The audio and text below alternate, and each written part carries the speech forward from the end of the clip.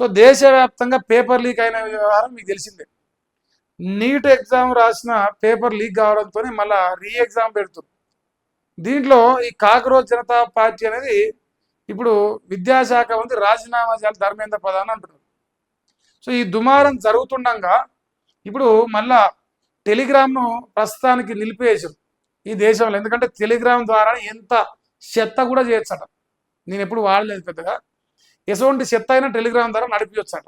ఇది ఈ రోజు జరగబోయే నీట్ ఎగ్జామ్ ఒకవేళ లీక్ అయితే ఈ దేశంలో నరేంద్ర మోదీ ప్రభుత్వం అట్టర్ ఫ్లాప్ అయిపోయినట్టే.